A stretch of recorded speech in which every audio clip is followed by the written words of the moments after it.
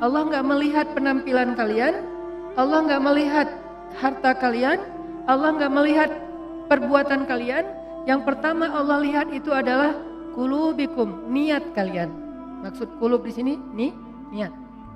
Karena banyak yang salah paham juga teman-teman. Ada yang mengatakan udahlah, gak usah terlalu fanatik. Yang penting kan hati. Allah kan melihat hati. Maksud walakin yanzur ila qulubikum ay yanzur ila niyatikum.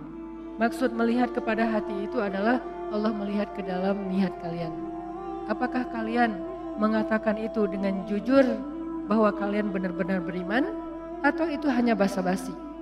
Apakah kalian mengatakan itu dengan jujur karena benar-benar yakin berserah diri kepada Allah, atau itu hanya modus supaya ditolong oleh Allah, kemudian besok kalian akan meninggalkan Allah setelah mendapatkan kebaikan itu?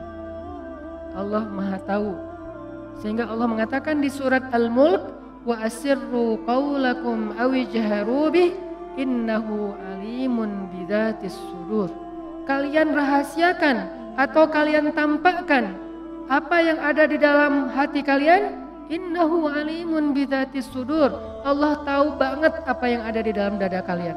Buat Allah, bisikan hati kita sejelas teriakan lisan kita. Gak ada bedanya. Kita teriak pakai mic, kita katakan bohong, saya gak percaya sama Allah.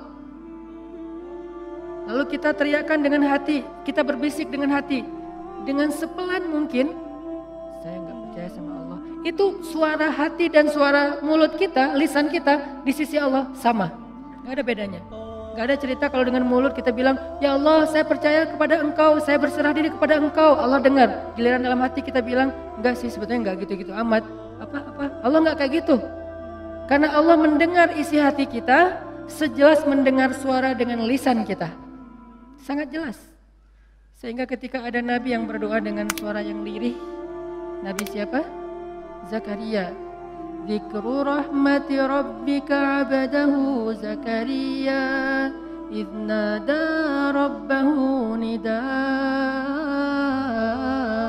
khafiyya. Nidaan khafiyya, suara yang lembut, pelan, lirih. Tidak ada yang mendengar seorang pun kecuali Allah Subhanahu wa taala. Allah mendengar dengan jelas. Bahkan kalau suara itu tersembunyi di dalam lautan yang gelap, lebih dalam daripada Danau Toba, gelap banget nih. Karena nggak mungkin ikan haut, ikan paus hidupnya di perairan yang dangkal, nggak mungkin. Dia hidup di perairan yang dalam, yang mungkin kedalamannya di bawah 1 kilometer.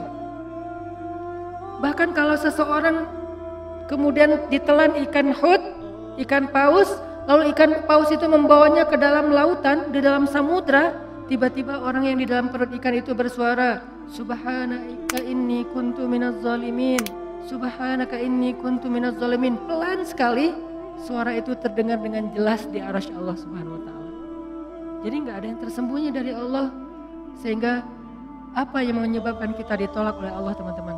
Bukan ucapan kita kurang fasih, bukan bacaan Al-Quran kita kurang makhraj, kurang bagus tajwidnya, bukan ketika kita sholat gerakan kita kurang sempurna, bukan.